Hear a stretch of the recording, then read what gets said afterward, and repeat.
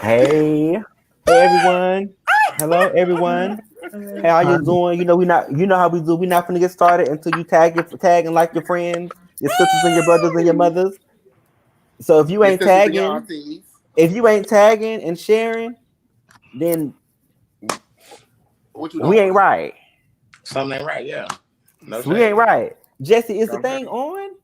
Sean, is this thing is on? I I think I don't see Well, that know. I red light don't. at the top. Is it I see that red light. I see the Bryce? lights. It's Is the on. thing on? It's I don't. on. Is it on? The camera's on. Make sure you are comment, and sharing our lives. Make sure you are tuning in every Thursday, 6:30 here with us live, okay, for our discussions and topics that we're going to be discussing that some of y'all are kind of scared to talk about. We're going to talk about some things, okay? So make sure you're telling your I guess friends, it's tell your on. So mama. we finna get started. Yeah, tell everybody. Come on in. We live and ready in the gay ride. And the gay, I love the gay ride. I love when you say that. The gay Shout out to ride. T.S. Madden. Shout out to T.S. Madison and shout out to Tamar. I'm sorry. Shout out to Tony. Shout out to Tammy Rowland. I'm sorry, Tammy. Oh my God. Bonnet Chronicle. Tamo. I cannot get you. I'm sorry, Tammy. I'm sorry, Tammy. I'm trying to go up here and share you guys. Let me make sure. So we're gonna actually go ahead and get started. So how everybody doing today? I would while you guys are tagging and liking and sharing and things like that, I'm gonna go ahead and get started and do our advertising for today. I want to let you go ahead. I want to let you know that we're still offering $100 for the focus groups. Yes. Again, I am not trying to sell prep. I'm not trying to get you to get on prep by the time you leave out the door from talking to me. I just want to know what our community think about prep. Historically, white men have sat behind their desks and created interventions that they thought would work for our community. However, we both know that that is not accurate, it's not correct anymore. So what we are trying to do is allow our people to create our own interventions. And in order for us to do that, we need the community to kind of come together and have a conversation. That's you. So I want to hear from you. We want to hear from you to come and talk to us about what we think about prep and what we can do better to advertise prep and get prep into our community. We can't do that until we get the community in the room that had that conversation. I apologize. I'm a little off today. So, also adjacent to that, we are doing in-depth interviews, and that is a one-on-one conversation. Okay, so we actually just hit a milestone and finished phase one of that, which is finding people who are on prep and talking about their journey. Right now, I want to know if you have ever taken prep in the past and have stopped. I don't care what your reasons may have been. I want to hear from you. If you started prep 2 years ago and decided that you didn't want to take it anymore, I want to know why. So here's the time for you to come and have a conversation with me. I'm still offering conversation for that. So at this particular point for the in-depth interviews, you do not have to be on prep currently, but you have to have had prep or been on prep before in the past. So please hit us up, contact us. And our information, of course, will be below once we start interacting and telling each other about ourselves. So those are the research studies that I have going on that I'm advertising and want out. However, my team have other research studies and have other surveys that they got going on. So we have a plethora of ways for you to earn money. All thing you got to do is just come and find out, talk to us, and get involved. And you can be a rich bitch by tomorrow if you want to. So without further ado, so before I go into the other things, I do want to let you know. I do want them to explain what they got going on and some of the surveys that they're green lighting, so that you guys can hear about that and be a part of that as well. So Shawn, if you want to mention your survey. Yes, indeed. Hello, everybody. I am partnered with Crew. I'm with Rain as well. Crew is Community Research and Profit Wellness. We are running a COVID-19 experience survey. So pretty much we really just want to know what was your experience during the whole COVID-19 pandemic. Even while it's still going on, we still want to know some things from you, get some information from you, and possibly get some feedback. While you're doing that survey, it usually only takes 10 to 15 minutes to properly complete. And after you can complete it, you have the option of getting a $10 gift card from either Amazon or Walmart. I know it does not sound like much, but trust me, that $10 will come in handy when you're on Amazon and you're trying to order that little pocketbook or whatever you're trying to get. Okay. So if you have any more questions about that, definitely feel free to inbox me. I'll be more than happy to email you or either text you, whatever you want to do, with more information regarding that. And yeah, so come see me. Hello, Regina. How you doing? Hey, Hey, Regina Eric. girl. So the next person, you guys know him. He is actually officially our research coordinator, so he's take over all of the research projects. I know he got some things that is coming up, and I want to get you guys involved and talk about. So you go ahead and introduce that for me, Mr. Hi, Jesse. everyone. I'm Jesse. I am the new research coordinator. I just got braces too, so I've got my lisp. So if you can't understand me, I'm so sorry. I didn't know. Yeah, just gonna. Really? We have 2 more studies going on in partnership with UNC Chapel Hill Bat Lab. So 2 of the first green light studies we have. One is for folks who are considering prep, kind of in line with what Johnny's working on, or who are already on prep. And then the second study is for folks living with HIV who want to play around with a virtual reality app to talk through disclosing your status. Never do you have to disclose your status, but just kind of a fun way to think through things. That study pays upwards of 300, and the prep one is about 480. So reach out if you're interested. Right. So that is, if you qualify, that is a possibility. I'm just doing the math right now for the prep study. That's a possibility of $590, close to $600 that you can make by just participating and contacting us and to get involved into these studies. You can come and talk to me. You can come and talk to Jesse, and then you can get $10 off for Shawn. And there you go. So hopefully, that entices you guys to come in and reach out to us and have a conversation with us. Though they already talk, and already kind of let you know, I'm gonna still let them kind of introduce themselves and so that you can see their tagline and their phone numbers to get in contact with them. So go ahead, Shawn. I'm gonna let you go first. Hey again, everybody. Y'all already know it's your boy Shawn. Of course, I am the peer outreach specialist here with Rain and with Crew. Again, Crew stands for Community Resource Empowerment Wellness. We specialize in harm reduction as it relates to substance use. So anyone dealing with substance use problems, even if you want to use the word addiction, you can use that as well. We don't like to really use that word because we don't want to say anyone is addicted because they may not know what addiction is. Also, we are dealing with people that may have issues with mental health. We have services for that. We have group sessions. We have individual sessions that you will have access to. Once you get information from me, we can get you signed up and everything. Keep in mind that I'm also doing free HIV and Hep C testing. So if you need any of that done, please contact me below with the number, and I'll be more than happy to give you the information. All right. Go ahead, Jesse. Hi again, everyone. I am the research coordinator, and we are actively working on 5 studies, and we currently are enrolling in 2 studies, one for folks who are considering PrEP or who are on PrEP, and one for folks who are living with HIV and would like to disclose what it looks like to disclose your status. Thank you so much. And the infamous Bryce with EIS. Hi, I'm Bryce. I'm a puritan specialist at Rain. So what I do is that I help clients get re-engaging care and retaining their care. I case manage you for a year, and my job is to help you navigate your health care, how to find healthy, happy ways to be adherent to your medicine and stay engaged in care. I also provide free HIV and Hep C testing. So if you need my services, call the number down below. All right.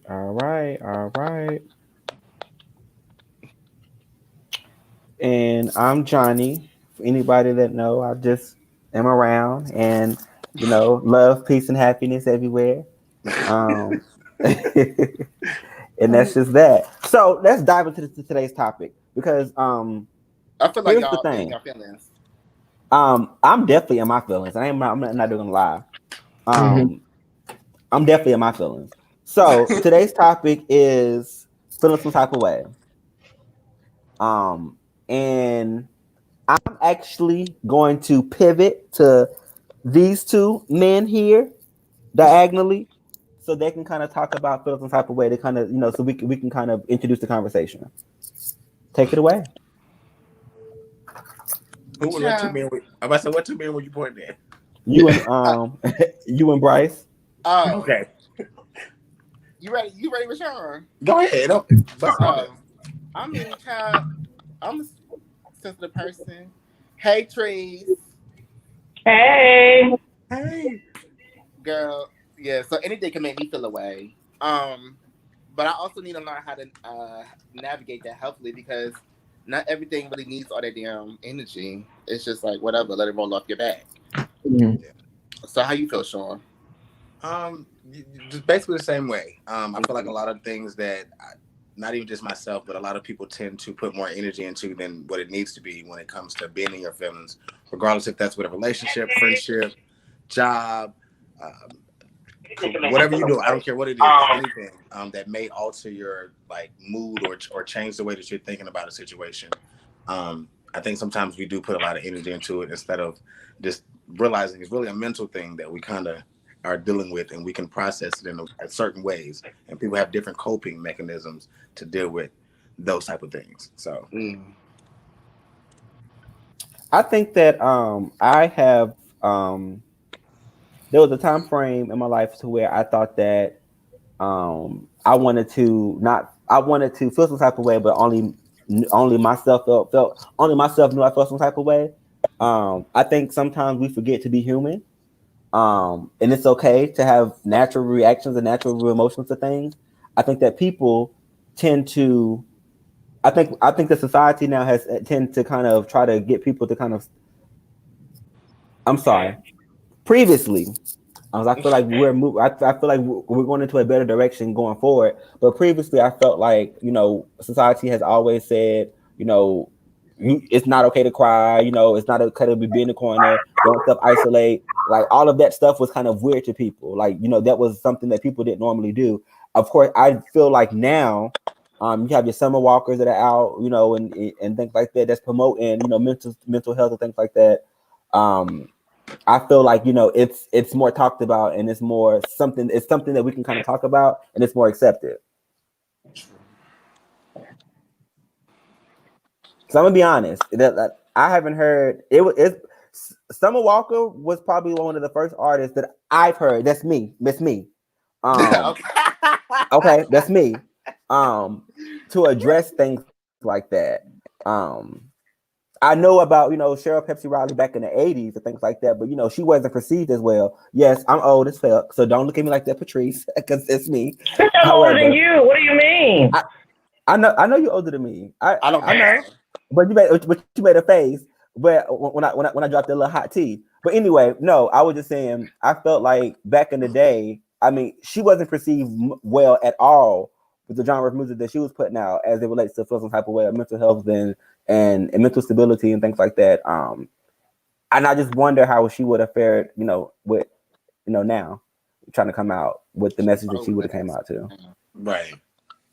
Well, since I'm older, I can tell you that she wasn't even the first. You got Natalie Cole, you got Phyllis Hyman. There were several people that were out in the 70s and 80s that were of color and did talk about mental health. You just didn't hear it. Wasn't talked about and put on TV and internet because we didn't have all that shit. It was just something that was known in an R&B community that these people had either depression or bipolar. Phyllis Hyman was bipolar. Right. Natalie Cole was a serious depression. There are many people that go through this and they may not make it a forefront. Then you always got Eric Sermon. Then you got, what's the little boy, Kid Cudi. You got all of these people that in the forefront and that's right now that have also talked about it and started normalizing some of those conversations.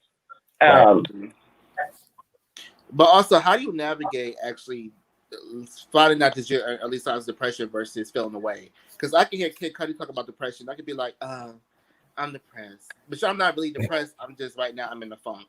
So how would you separate the two?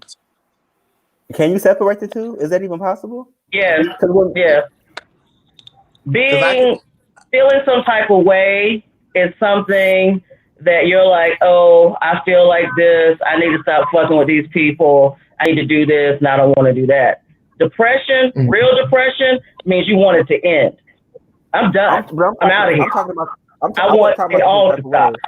I was talking about what Bryce was talking about when he said, I'm in a funk, as opposed to depression. Yeah, those are the differences. So I can be in a funk or I have a funk award. Like, I don't like that. Yeah. Me being in a funk and feel some type of way, I don't see that as correlating. Me, feel some type of way, somebody can have done something to me. I feel like I feel like being in a funk can lead to you being in depression. Lead into depression, because if you're in a funk and you can't get out of that funk, it's going to slowly lead to depression, because you can't get out of it, or you can't find a way to cope with whatever that you're in a funk about. If that makes sense. I think I understand what Johnny means, because I feel like feeling the type of ways when a certain situation didn't play out the way you wanted to, so you feel a way about it. Versus being in a funk, you can have a series of multiple things happen to you at one time. And you're just kind of funky, like you just like, I'm over this shit. I'm not feeling it. But when you're depressed, it's hard to get out of bed. Almost like motivation, stuff like that. Saying like being in a funk. Clinical depression is defined as 6 to 8 weeks of feeling hopeless. That's what clinical depression is defined as. Oh, my computer's acting crazy. Jesse, you're awfully quiet tonight. You know, it's been a week, I think, of more people, and I'm feeling like listening. But I can just offer that for me, the difference between like being in a funk and depression is, like Patrice said, the definition is just the length of time. Like, and I can pretty easily discern like when I'm like really in a place that I can't dig out of versus when I'm just like feeling down for a week. You know, but I also don't know how important it is to discern the difference, because you treat it the same way, like with self-care and kindness and sometimes medication and therapy. And I mean, Shawn, you work with clients with mental health too, and it's kind of the same direction, even if it's a funk or depression. But a situation that makes you should put you in a funk and make you feel a type of way, should you even feel a type of way because the situation didn't go your way? And if you should feel a type of way, how long should it last? Like, how long should I be upset about this one thing and then I just need to fucking move on? However long it takes you. That has to do with everybody's coping mechanisms and how you deal with those types of issues.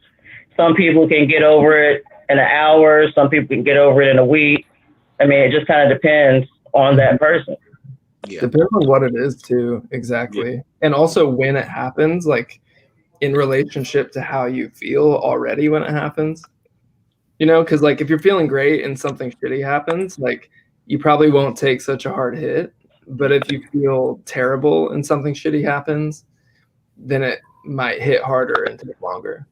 Right. Like dealing with trauma, anything like from your past or anything like that.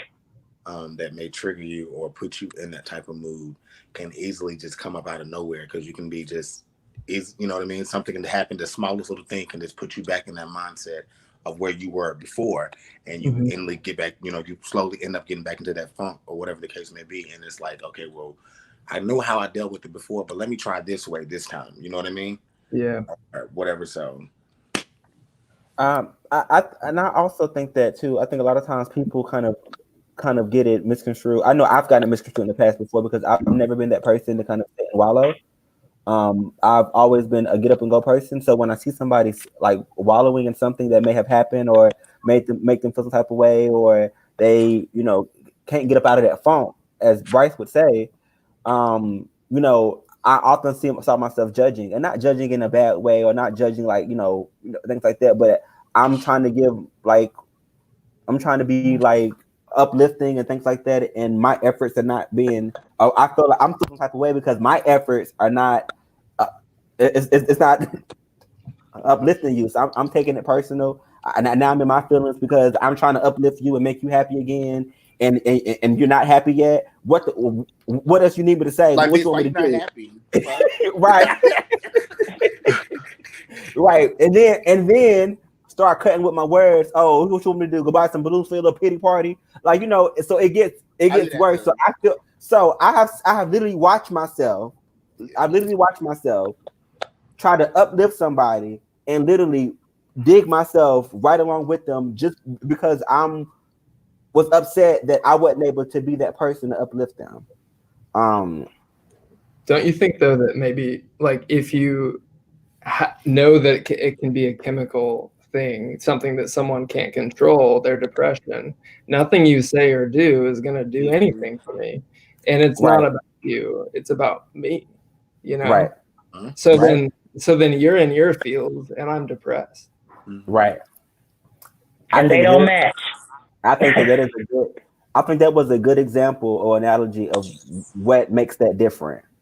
I like just to feed off your situation, Johnny. Like for me now, knowing my position and what what it is that I'm doing with the company and everything like that, I used to bring my problems into work, or I would come into work dealing with my issues and not being able to, subconsciously think about what it is I'm doing with the other clients or who else I'm working with because I'm too busy focused on self that I can't uplift or, help anybody else. Digging into that and doing some more research and some, courses and things of that sort. Now I realize, as a peer outreach specialist, when someone else is going through it, I'm there with them the whole time. If they fall back down that hole, I have to fall down in that hole with them, and that gives me time to deal with their problem and kind of deal with mine too, in a little sense.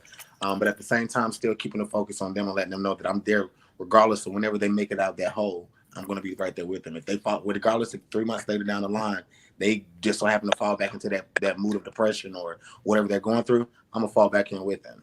You know what I mean? So I think a lot of people sometimes when I get in my feelings, they don't realize that I don't really have time to deal with my feelings, that I deal with everybody else's situations, or I'm too busy trying to make everybody else happy, and I lose out on self-happiness because I'm too busy focused on everybody else. So there was definitely times when I there's a few times when I took work home and it made me sad because I'm the type of person I want to give like fast solutions really quick, and I want to be able to solve the issue as fast as I can, and then it hurts when you can't because it's like the person was looking at you, depending on you to do it, and it's like sometimes you just don't have the solution, and that's just how it is, and I had to learn that too. But so I could definitely relate. It's just and I think that this is a good opportunity, or this is a good lead way to talk about growth as well as individuals.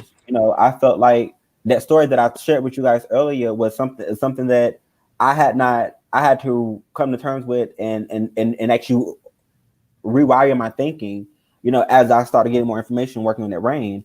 I think like that, or understanding mental health, understanding the chemical portion, but the chemical balance behind that, understanding all of that. I didn't have prior knowledge to that, so of course I wouldn't have understood.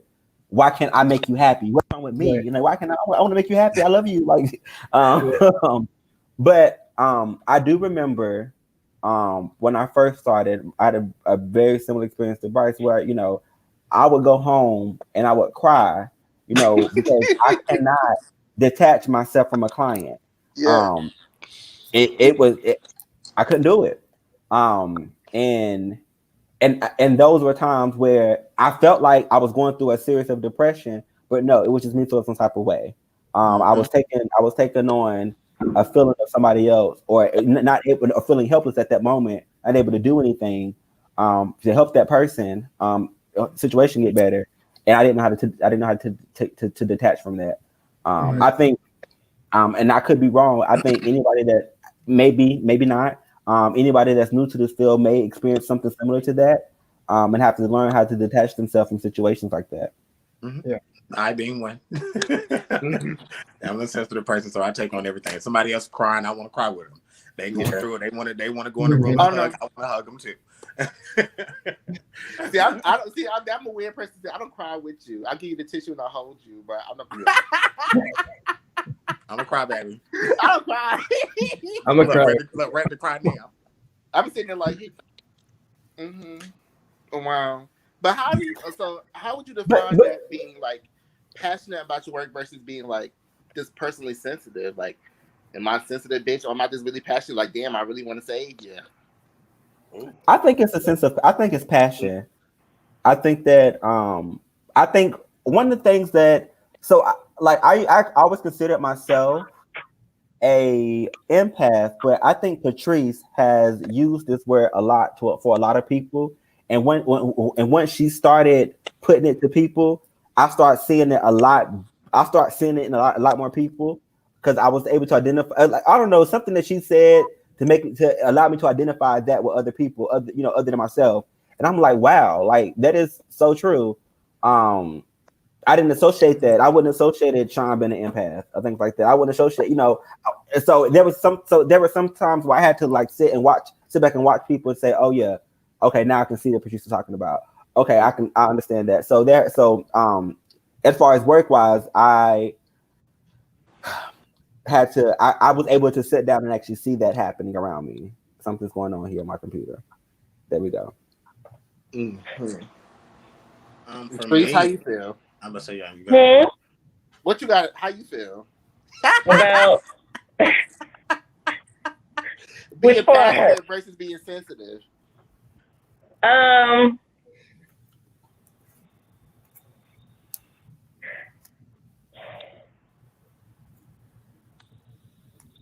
I don't think that I know I'm not passive. If somebody cry in front of me, I'm not getting ready to do that with you. I'm not getting ready to do all that. I might give you a hug.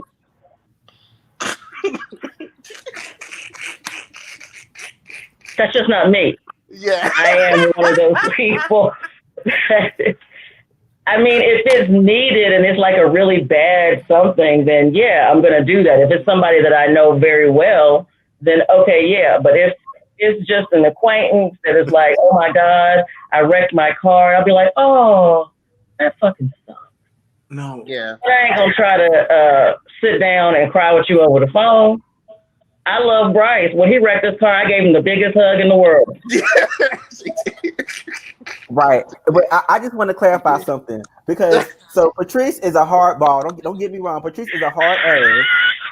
However, Patrice will give you the shirt off her fucking back. So don't paint that picture on this damn show as if you just is the hard ass tough motherfucker. I'm not saying it like that. I'm just saying I'm not a very passive person. I cannot afford to be emotional. I don't have a middle ground. It's all or nothing. So I can't allow myself to go into that. I had to learn when I was younger that you can't be Captain Save-A-Ho, because that used to be me. I wanted to save everybody. I wanted to fix everybody. I just want to make it better. I had to get to a point, like I found myself like yelling in Charlotte over what one of my line sisters was doing in another city. And I'm yelling at her boyfriend. Yeah. I had to back up off of it and sit my cup down. Mm-hmm. Man, I like it. I love this leeway because I wanted to get off work and talk about more personal stuff as it relates to not just like mental health, but like feel some type of way can be a plethora of things. I know. Back in the day, I used to have an anger problem. Everything made me feel some type of way. They called me Flame for a reason. I was just like that. And it took me a very long time to understand that you can't go because you want to go. Like you can't do that. Like there's so much stuff. There's so many things that I have that we as people, not just me, but anybody. So many things that we have that that we don't realize that we can lose because of a spur of the moment situation or you feel some type of way, situation. It took me a very long time, and I thank God that I felt like I just really think, that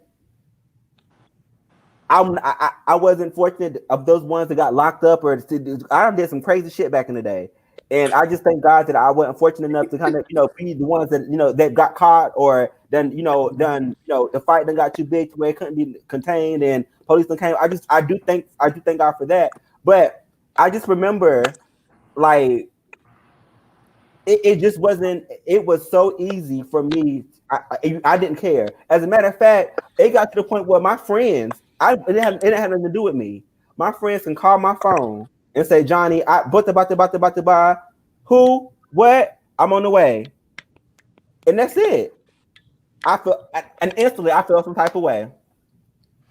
Nah, I had to learn that you can't jump up with your friends every day because sometimes they be in the same situation 8 times. It just gets to the point when they call you, you be like, "Oh, girl, that's crazy." Wow. Like like Right. you already knew the type of person he was. You still with him. Did you want? And see, I was like when I was younger, I was not a very nice person. My mouth is real messy, real messy. And when I was younger, it was horrible. There was no filter. My favorite thing to do when people will fuck with me is to make them cry. I'm not getting ready to fight with you. I'm not getting ready to do all that shit. I'm getting ready to sit here and I'm going to look you in your eyes and tell you how much of a piece of shit you are and how nobody wants to be your fucking friend. I'm weak. And then I'm going to laugh and walk off. But, around 2021, my adopted sister, would be like, we gotta turn that shit down. You just can't go around making people feel like, how you gonna ever move forward in life? You can't ever go to no professional career doing that shit. You can't be making your boss feel like shit. Tree, that ain't how it works. Yeah. That's kind of how it was for me, too. Growing up, everybody knew Diamond or Zaire, as they would call me back then. I have a lot of anonymous names because of the stuff that I used to do, you guys. But Zaire and Diamond was a very aggressive person who had a nasty attitude, who did not accept any disrespect or like anything with my friends, family, anything. But like Johnny said earlier, when my friends would call and say, "Hey, like it's such and such going on, I'm about to fight," I was the one that initiated the fight. I was the one that when I got there, the fight started because I was the one that I wanted to go ahead and get it over with. Like, let's go ahead and do this. You want to fight? Let's do it. But as I was getting older, those things changed, and I started hanging around different groups of people and started realizing that everything didn't need a reaction. And when I actually started thinking about why I was fighting, like the situations I was in, it was really over stupid stuff. It was like one fight was over a cigarette. Somebody took a cigarette from somebody. I fought the person.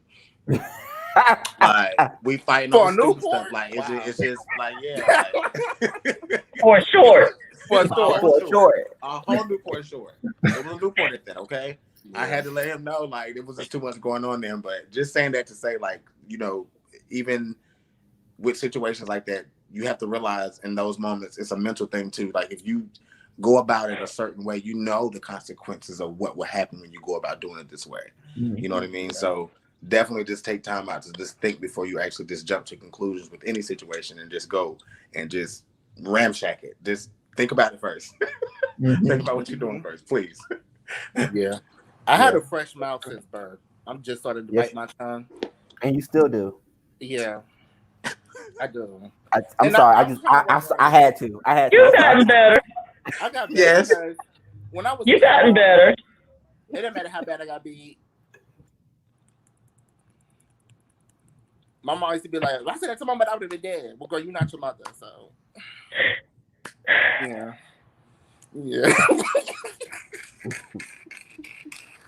See, I grew up in a household where there was no disrespect tolerated. You want to find your mouth up under the car outside? No, ma'am. Hello? No, thank you. Hello? I got beat. I didn't care. I just was like, listen, it is what it is. I told you that one time when my auntie was like, get the switch. And I said, no, girl, I'm not going to help you beat me. Like, if you want to beat me, you go get the switch yourself. Like, no. Help you beat me. Go get the switch. Oh. Y'all fucking millennials. You know how many switches I done picked off of a fucking tree? And then you try to get the smallest ones. Yeah. My cousin tried to be funny and grab one of them willow trees with the long thing. She gagged when my grandmother sat there and braided that bitch up and then looked at her and said, all right, come on. Dang. Yeah. I've had one braided beating. That's all it took. It's all it took. Oh yeah. Oh yeah. Okay. These are not repeat offenders. Yeah. No. No.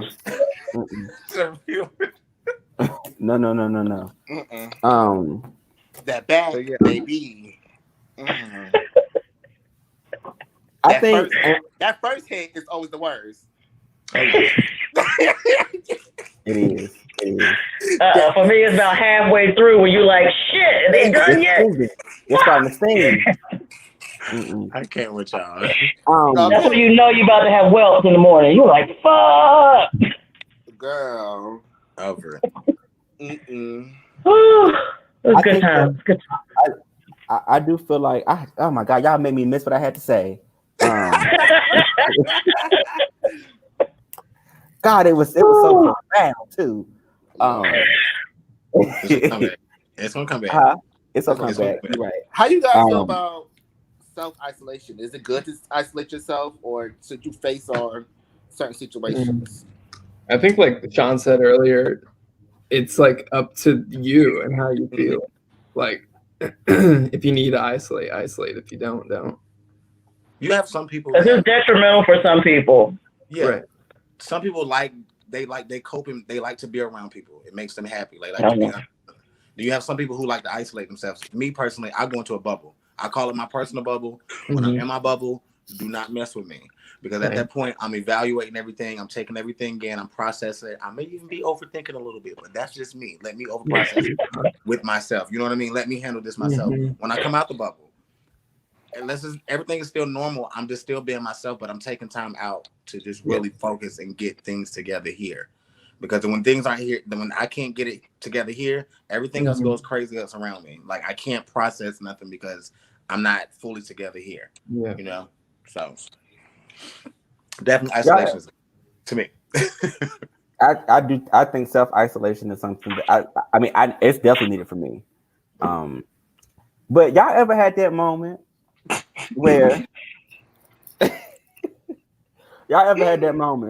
where you laying in the bed or you in the shower or whatever, and something just hit you, and you start doing the math? 2 + 2 is 4 plus. It ain't adding up. It ain't adding up. Are you trying to carry that one over, and it ain't something ain't happening?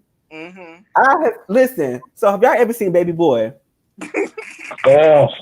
Okay, so I know Patrice, but it's this one scene. So that scene where Snoop Dogg is sitting in a chair, right? And Tyrese coming to the house, Yvette house, and actually grab his son and leave out. So when he leave out, Snoop Dogg jump up. I know this motherfucker just coming up in my house. I have literally had that moment in my bed, like at 3 o'clock in the morning. Like, and it'd be about something that has happened 2-3 weeks ago.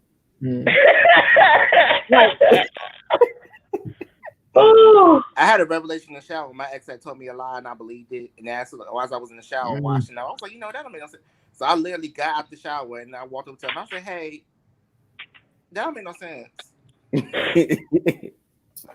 Yeah. How did it take you that long to go pick up the stuff? Right, when yesterday it took you only 5 minutes, but today it took you 2. What were you doing in those 2 hours? I am weak. Yeah. Okay, so wait, no. You get up at 5, boots. You say you're gonna pick up the food, okay, but you didn't get home till 9. You have to carry the 30 minutes. You ain't adding it. Okay, yeah. Okay, so traffic plus the 3 phone calls you missed. Oh my god! Oh shit! Got out the shower with suds and all. Hey, that's funny. That made no sense. Indeed. You ain't gotta lie to me. You ain't gotta lie. Right. You ain't got a lot to kick it. Stay lying. But I don't self-isolate that much because I can't dwell on it too much. I'm an avoider. Keep it hot. So when something dramatic happens, I think about it for a day. Then the next day, I gotta move on. Like I gotta run from the problem. Like I gotta keep going on and like I can't focus on it for too long. Fair enough. But that's also not healthy because you need to actually go through the motions to get over it. Yeah. Oh, you're learning, Yeah.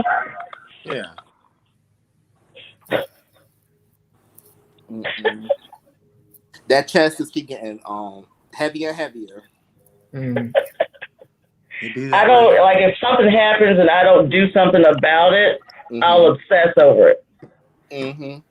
And then it bothers me more and more and more and more and more till either A, I do something about it, or I stress myself out so much my ulcer starts hurting. Mm-hmm. I'm the same way, Patrice. Me too. Mm-hmm.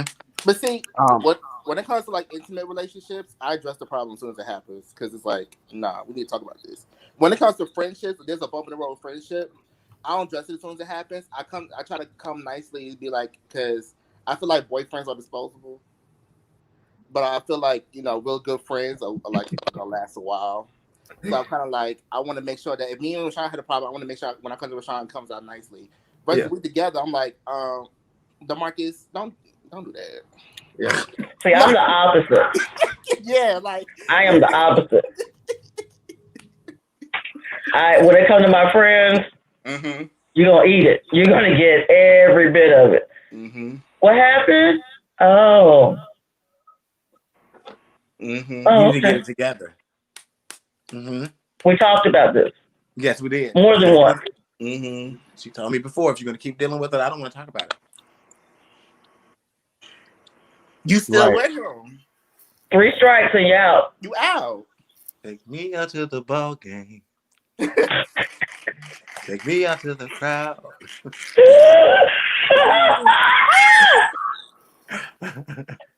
So yes, you guys. Everybody, we lost Jesse. He had some important stuff to take care of, so he had to jump off real quick. For those who probably wonder where he went. But I'm trying to learn. I'm trying to learn how to effectively communicate instead of being like, I don't like how you did that fucked up shit. More be like, it hurt my feelings when you did X, Y, and Z, and this is why it hurt my feelings. It's hard for me to do that because that wasn't a thing when I was younger. It was very much, this is the problem, and this is why I'm at. Like, I don't know how to be like, you made me feel blah, blah, blah. No, bitch, the shit you did was fucked up. That's why I left your ass in Winston-Salem and the rest of us came back to the yard. Okay? Okay. And see, I try to be the more nice person. I'm more of like I try to dissect the situation and gain understanding of why it went the way that it went, so that we can have a conclusion or whatever, some type of conclusion to the situation to where I can understand. When I don't, I do all that. Yeah, and like if I don't get any understanding, if I don't get it, I'm not going to keep pressing the issue to try to get it because I've already asked questions. It's dead. To inquire. Like, I don't want to stress myself out and make myself upset trying to figure something out while I'm trying to fix it. If you don't want to comprehend and you don't want to blend, as I will call it, you don't want to blend with me, we can't blend. We can't do this. I'm going to just do my thing. You do your thing. You go your way. I go mine. Hey, capiche, capiche. Yeah. But you see, too, I'm a hypocrite, too, because I hate being ignored, but I would ignore the fuck out of you. Like, we could be in the same house and I wouldn't talk to you for 2 weeks. That's favorite. Like, I would ignore the fuck out of you. But if you ignore me, I'm punching you in the back of your head because I know you hear me.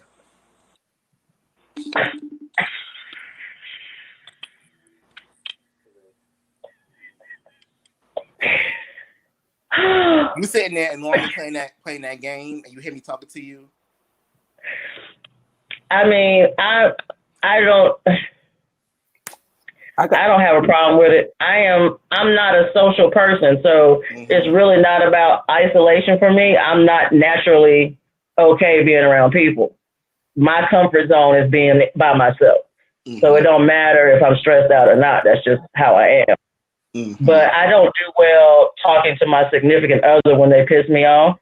I'll ignore until they ask me what's wrong. Yeah. And then I pull out my deck of cards. At least I'm okay with that. At least you're pulling out your deck of cards, because I think my issue is not even just in relationships, but just with any ships. I'm very much like Patrice. I'm okay not to interact. I'm okay with that. However, I don't like uncomfortable situations. So meaning, for instance, me and Patrice can actually be in a room and not interact with each other, right? Like this is an example. This have never happened at all. But me and Patrice can be in a room and not interact with each other, right? But if I want to interact and talk to her, I have the option to do that. So the room is always at ease. However, Right. if I know that she's ignoring me, I'm pissed. I'm going to purposely want to talk to you now. Like I want to talk. Like don't There's a lot of tension me. in the room. Right. Like don't do that to me. So I think that, and so like I've had somebody say to me, "Oh well, you normally wouldn't talk to me anyway. So what's the problem now?" Well, I normally would have the option to talk to you though. Like, you know, now I feel like I can't talk to you because you haven't, you know what I'm saying, there's an issue. But like normally if I wanted to come in and say something to you or say something or have a conversation with you, I can do that. Now I know that I can't. So can we fix it so that we can get it back to normal? Like what's the problem? You know what I'm saying? So I don't know. That's one thing. But you know what? One thing I have noticed too is that, and I think Bryce hit it on the, well, maybe you didn't. I think I'm about to hit it on the head. What I have noticed, and this may be just for me, I have, and I think we talked about this one time before in a couple of segments ago. Like I don't treat, I don't lend the same level of grace to my friends than I do to my relationships. I'm quick to cut a friend off. I'm very quick to. I'm extremely. See, I'm quick to cut a boy off. Like, first argument, we done. Wow. Because you showed me how crazy you are. If you was comfortable disrespecting me that first argument, I'm sorry, I didn't mean it. No, you meant it. Oh no, disrespect is something different. I thought you meant just like a general argument. Oh no. Yeah. Because I keep running into the crazy. Well, that's something different. So that's something different. No, okay. So with that whole situation, for me, I know I have abandonment issues, and that is a trauma and trigger for me because of my past, me growing up. I'm used to people leaving, and when I say that, I want people to understand that I'm used to, like, my mom gave me up, my family gave me up, relationships was failing, I was leaving schools, I was losing friendships. I was so used to everybody coming in for a short period of time and just leaving. So now not even say now, before when I met someone on a relationship level or got someone on a friendship level, whatever the case may be, whatever kind of relationship I was building with that person, I always expect them to leave. I always it's like almost like I'm awaiting a moment to happen for them to just say, hey, listen, or they just randomly just leave. And I'll push people away. I end up pushing people away because of that, because I'm so used to it. My attitude displays that. So when somebody does something to me, sometimes it's like, I'll feel some type of way about it, but the way I go about it is not. I don't do like I used to. I don't overreact and start wanting to bitch and complain about a situation as soon as it happens. I'm so more so like, I'm calm, cool, and collected now. When something happens, I'm like, okay, cool. Let me process it. Then I'll go and I'll come and try to talk to you about it. But in that processing stage, I think people get scared and nervous when it comes to me because they try to figure me out. They're trying to figure out what am I thinking or what I'm about to do. And it's more so for me, it's like, I'm just trying to figure it out. What just happened so we can get past this and move forward. But if you want to leave, I'm already expecting you to. So, bye. Like, you know what I mean? It's one of those moments for me. So, nah. My dog just made me feel some type of way. Oh. No, in a bad way. Not on. So how do you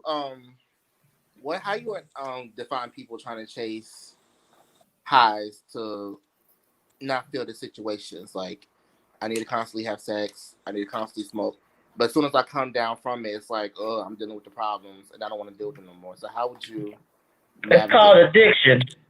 Oh, yes.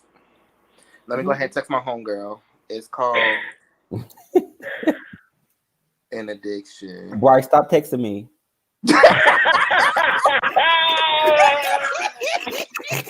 I'm so done with y'all. I was trying to keep it on the low. That's pretty funny. I do think that I'm gonna say this. What I'm realizing about myself, and I'm realizing in the last 2 years, is that I think that I have an addiction to work. I think that, and I'm not necessarily. I don't. It's an addiction, but I think it's also a way to avoid situations to avoid things that are happening in my life that I don't want to address. So it's easy for me to dive into work and be okay there, and think about work all day, and not think about other things. You know, I'm in the shower thinking about work. I'm in the bed thinking about work. I think that's a vice that I've created for myself. Mhm. It's a coping. That's your coping mechanism. Yeah, yeah. Do you think also it could be because you get a certain level of validation from work that you may not get in other places? I do think so too. Um I think that's where I thrive the most is work. I think when I was like maybe like a teenager years, I remember there were three things that you kind of like hold dear. It was like love, the love life, your career, and there was something else that I don't remember what it was. I'm gonna say family for lack of better terms, right? And I've always had like those issues with relationships. You know, I've always had issues when it came down to family, but I've never, when that came down to a job for me, I've always loved working. Like that's something that I've always like dove into, no matter what stage I was in my Excelled life. at. Yeah, it's one Yeah. thing that I've always excelled at was work. Well, thank you for that term. But I think one thing I've always excelled at was working. Yeah. Um, so I think that's like my safe. Patrice said it. I think it's like my safe spot, my safe zone for me. I'm usually like say for instance, if we all were together, and this is just me being completely like transparent. If we were all together in the office together, and one of you walked, and like I'm in a bubbly mood, like I'm normally am. I walk in the office, I'm in a bubbly mood, and somebody's energy is off. Somebody's not feeling it. They're not feeling good. Something may happen. They're not talking. That bothers me, We and know. it should not bother me. And I'm being honest. It don't bother me. It should not bother me. But the only reason why it bothers me is because I'm always wanting people to be happy. And I have to realize every day is not going to be a good day. But at the same time, I can help at least try to make it a better day for you. I'm not here to, to change that around. If you want time to yourself, you don't want to talk, you don't want to deal with nobody, I'm all for that. I won't deal with you. I will leave you completely alone. But this is the thing that I don't get about society now, about people. When the action is reciprocated, when I do that and I go on my zone and I don't feel like talking and I don't feel like being bothered, then the world is, oh, Shawn, you're acting funny, you're acting different, and it's not that. It's just I'm trying to process something at that moment, or something did happen to me. Patrice, give him the eye. Really? Give him the eye. Really? But how many times do I pop my head over the thing and say, "What's wrong with you, honey? What's happening? Yeah. What's the tea, bitch?" When one of y'all come to work in the I'm farm, quick to I talk ask you about it once, with certain people. what's wrong with you, and that's it. Exactly. I'd be like, what's wrong with you? Nothing. Oh, so you want to lie to me? Okay. That's it. When you ready to talk about it, you'll talk about it. I'm not Oh my gonna God. I'm No not gonna shade. press you. That's it. What's wrong? I don't want to talk about it. Oh, You're good. Okay. okay. Oh, I'm fine as long as somebody don't say nothing. Because then I'll be like, "Oh, you don't want to talk about it? Okay, cool." Okay, yeah. Girl, okay. At least try to change the vibes or something. At least I don't know, like. I'm doing none of those things. I'm gonna let you sit in your shit and feel the way you feel. When you want to come out, Because that's how I would feel. Let me sit in my shit and feel the way I feel. I'm like, you know, it's funny how such and such. I know that firm too well. No. What's wrong with you? Nothing. No, you know what? I find it's real funny how. I find it funny how. Yeah. That's me talking to Johnny. Johnny be like, "You okay?" I'm like, "You know what? Yeah, I'm fine, Johnny." I'm like, "I'm good." But you know what? I was really sitting here trying to think and trying to process, like, this really. Johnny be looking at me like, "Okay, I thought you kind of didn't want to talk about it, but okay, I'm gonna listen."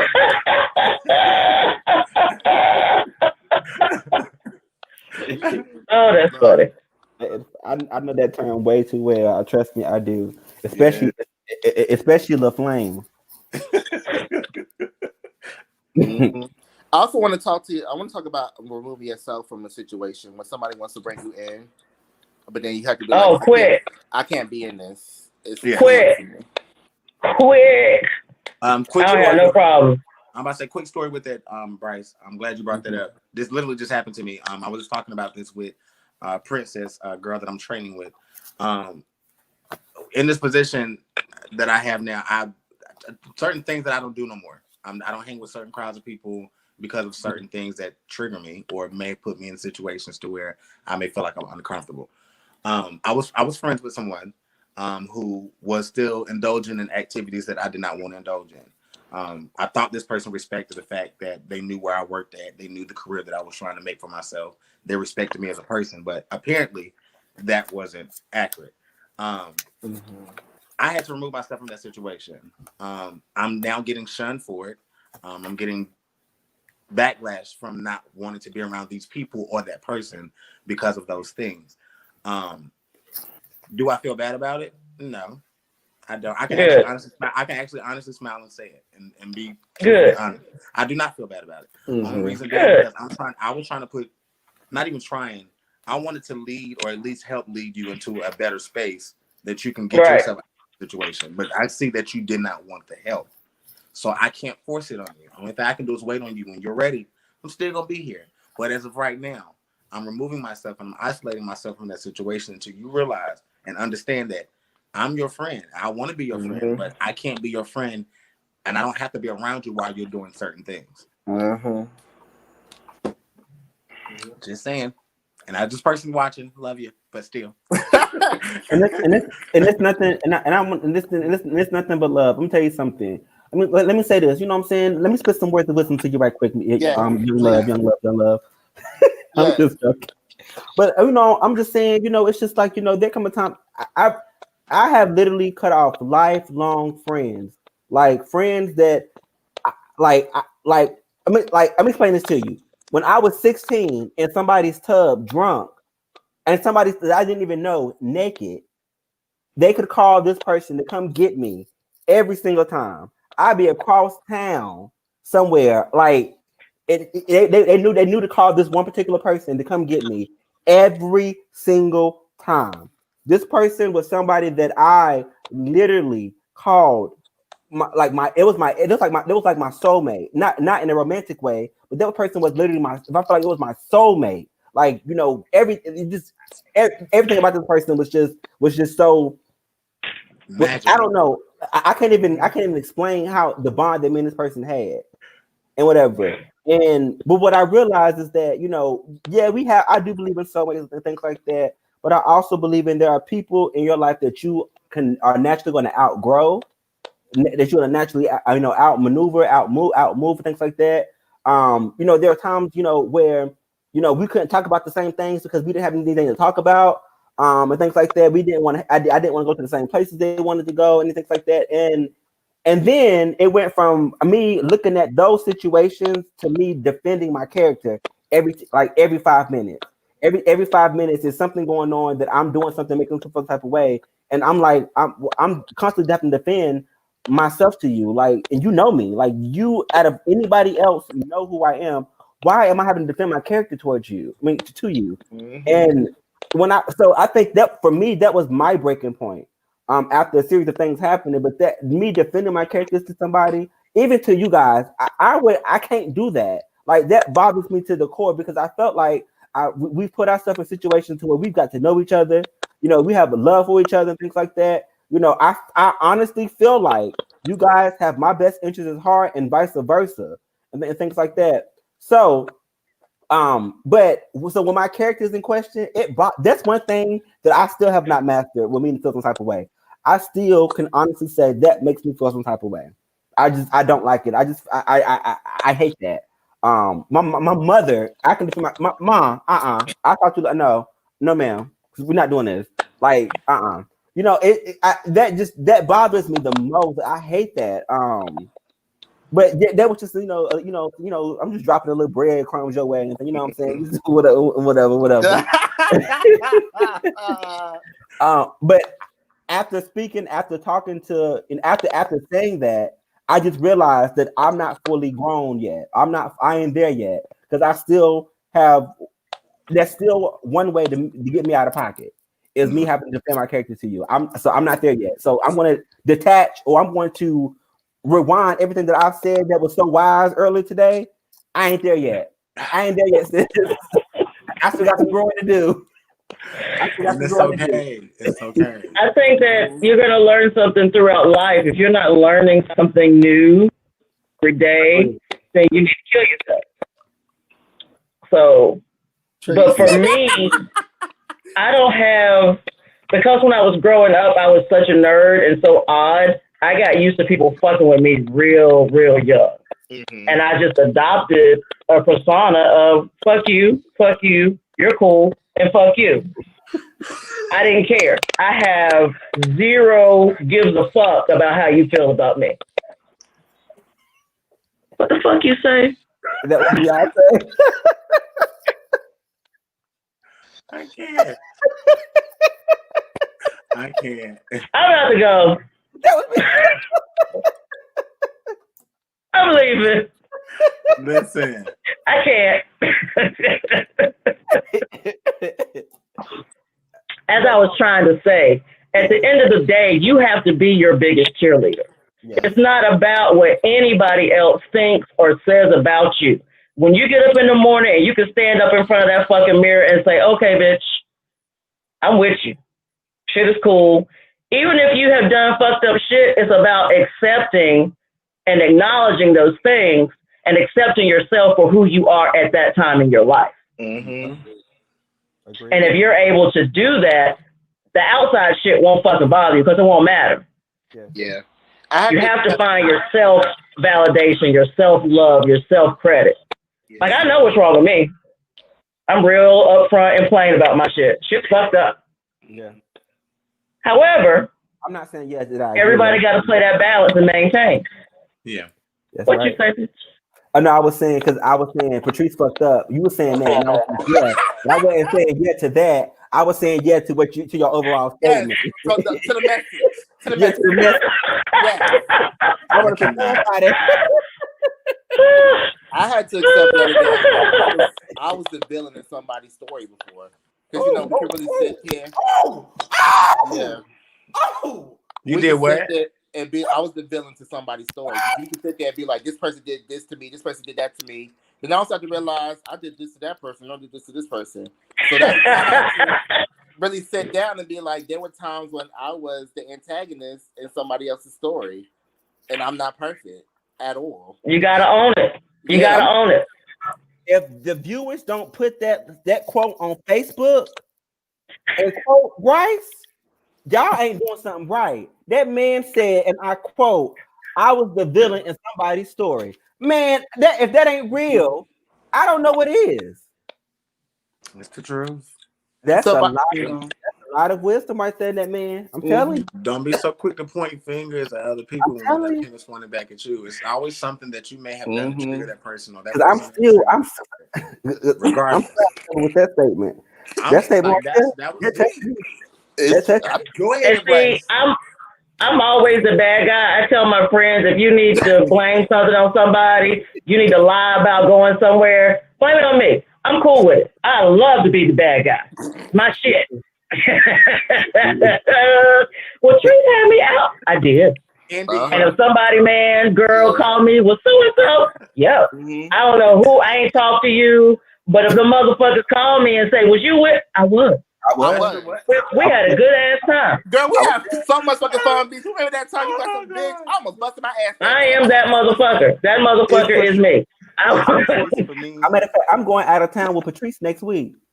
Y'all gonna have a blast. Yeah. We're gonna go to Pride. We're gonna have a good time. Okay. We already got our Airbnb ready. Because I had to, you know when you get drunk and you and your homegirl be talking ish, and she's like, men ain't this, men ain't that. And I'm like, well, I had to sit down and be like, well, I'm a man. And that's not shit. Because so yeah, like I said, I was the villain to like at least 3 people's story. Yeah. Oh, look.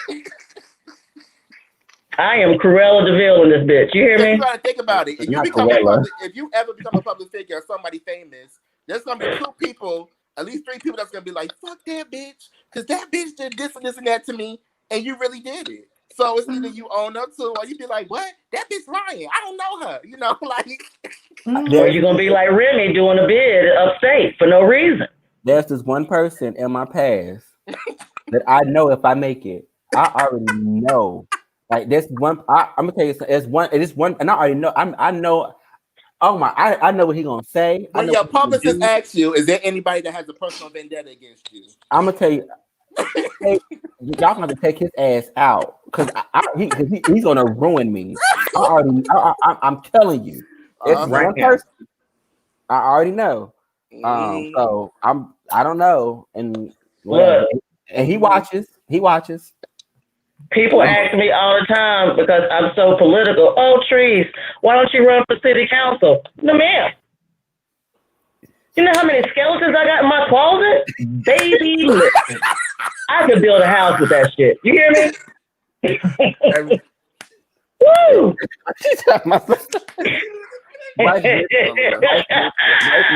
Hey, sis. Look, Diane Sawyer, let me tell you now. This interview is going to have to be a 4-part interview because it's going to be long. It's going to be long.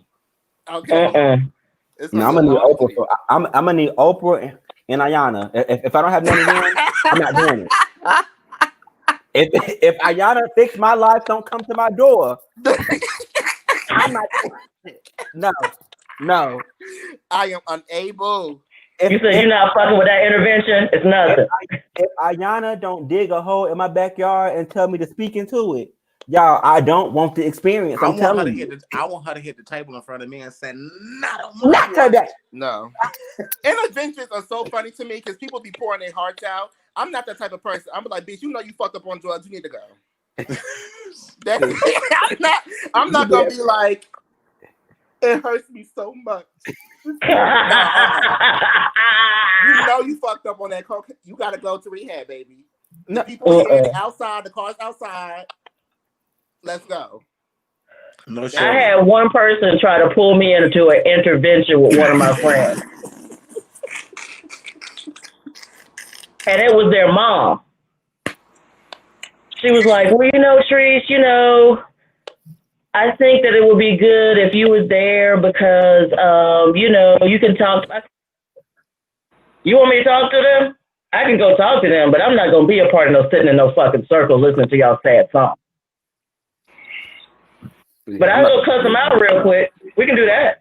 Right. Period. Oh, I guess I gotta say period too. Period. Because I'm not sitting there.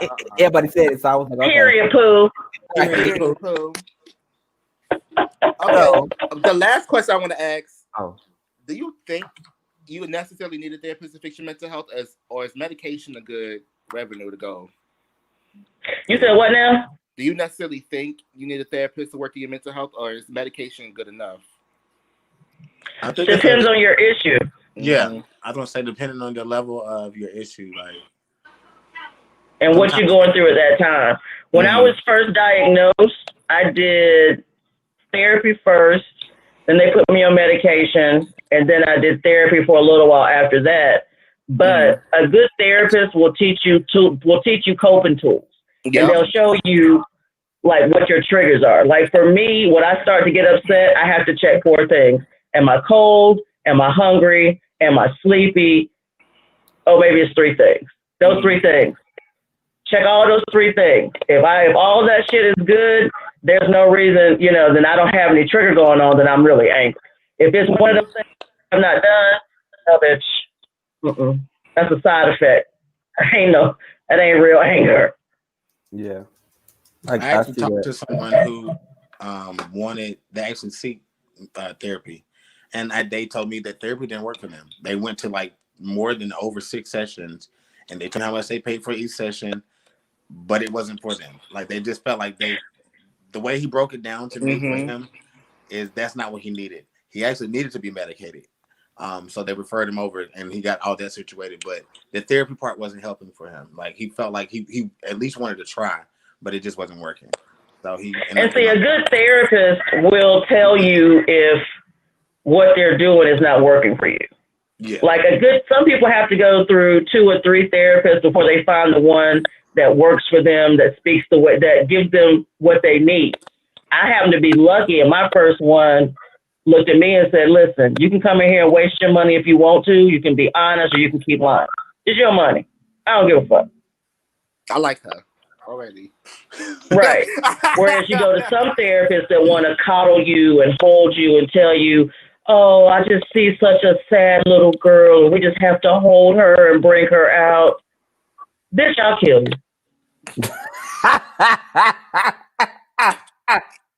And that's what's funny with me?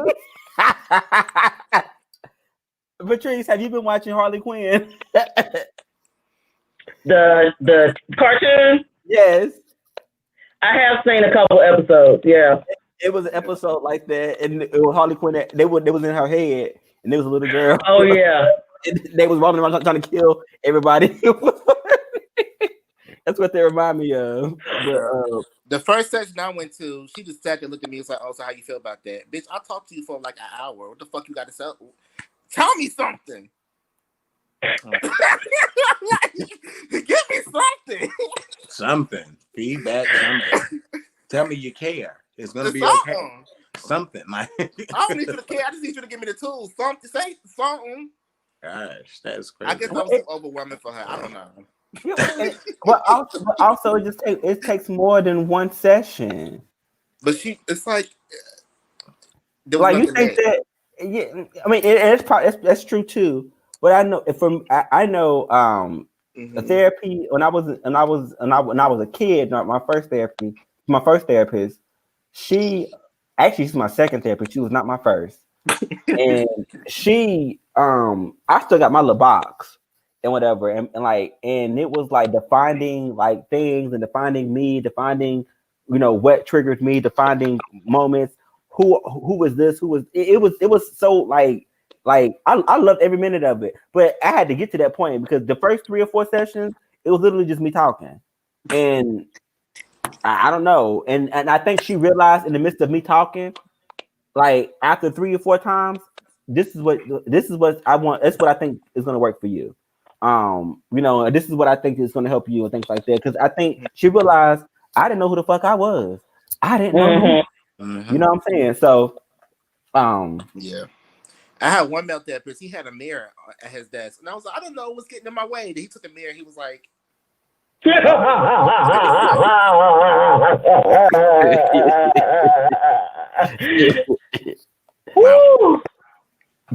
that was good.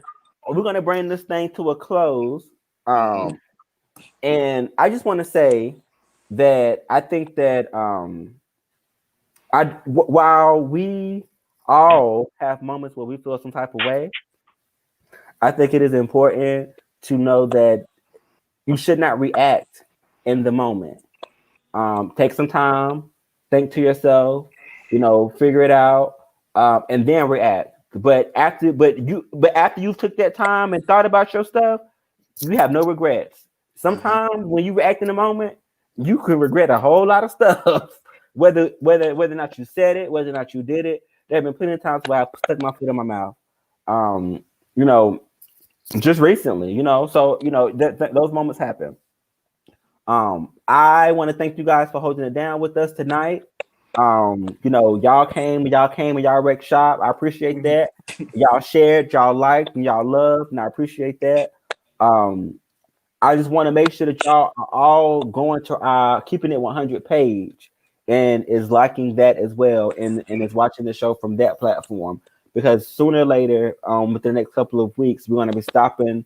I'm going to be sharing it from Keeping It 100, so it's not going to be originally airing on my page. It's going to be sharing from the Keeping It 100 page, so everybody can kind of go be directed there. I also let you know that our YouTube page is up and it is running. Somebody said hey from YouTube earlier. Yes, I did. I saw that.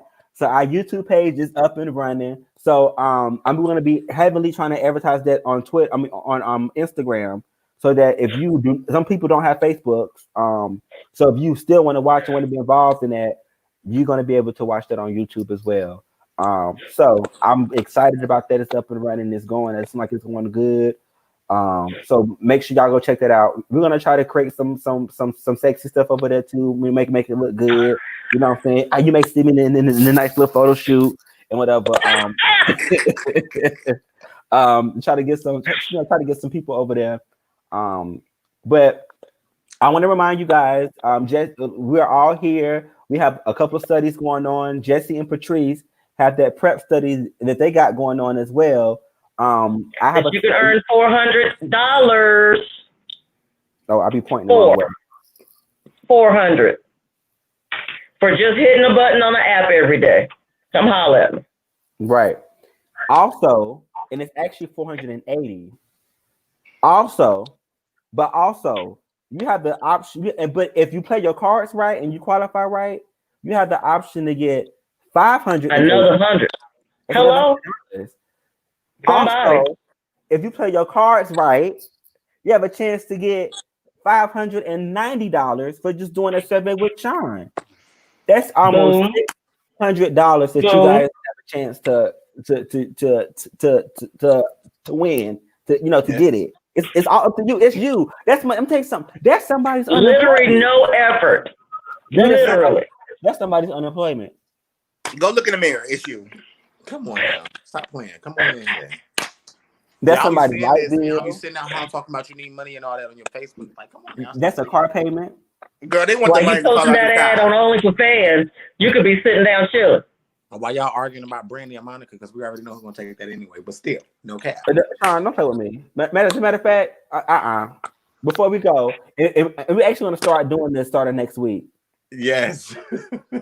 We're gonna have just a regular question for y'all to kind of be engaged and ask, and we're gonna run a poll on it. It needs to be normal. It needs to be random stuff. It don't be anything that we're talking about.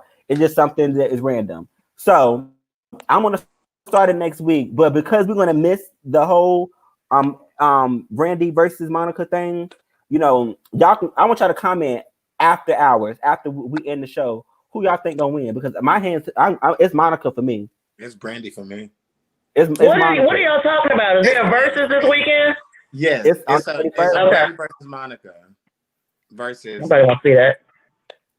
Patrice, I'm done. I love them. I love them both, but again, I think Brandy's just. I think the last one I watched was Teddy Riley and Babyface. I seen that too. My favorite one was Buju and Teddy Riley. I forgot the other reggae guy, but it was like the most watched one. But it was awesome. That was my awesome. Was Snoop Dogg and DMX. That shit was funny. I didn't see that one. That was a weird. Why? I only watched like 2 minutes of it because it was kind of weird to me. Like, yes, it was weird, but it was funny. What is going on? My honestly favorite one up to this point is the Jill Scott and Erykah Badu. Oh, that one was pretty good too. That was pretty good. I liked that one. That's the first one I saw, I think. I think it is too. I think it's my first one I saw too, Patrice. If I'm not mistaken. That one was really good. I want them to do Eminem, but don't nobody want to go up against him, so I'm sad. I wouldn't. That's the. Oh, because when you talk about hit for hit, Eminem. He could probably do Jay-Z. You know what I would like to see? Oh, he can't do Jay-Z? Jay-Z gonna want money. He's not gonna do it for free. So. Oh, of course not. He's become a glutton. He's become a glutton for money. No, he's not gonna do nothing for free. That ain't happening. Somebody said Brandy's gonna win. Regina, I used to love you, and you was my everything. Regina, you my girl. You my girl. I love you, Regina. You know the Regina flipped the script. Let me say this. Love someone so much. Let me say this. So bad. Let me say this. How you doing? Brand, how you doing? That's what. Let's call a spade for spade. Because Monica can out-sing Brandy any day. Have you heard her sing live? Circles. Have you heard her sing live? Yeah, I've heard both of them sing live.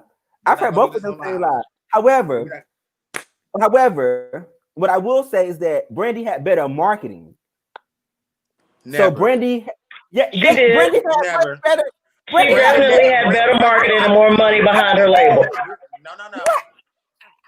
But we say marketing because of Moesha? You talking about because of Moesha? No. That was way before. That's how she got Moesha. Yeah, she had better marketing way before that. She's always if that was the case, who got more hits? I have no idea. Monica has more hits. If Brandy had the marketing that Monica had, We're not gonna do this. We're not gonna do this. We're not gonna do this. Oh, It's Okay. It's 8:03. We got to get off of this shit. Bye. Good night. See you next Thursday. Bye.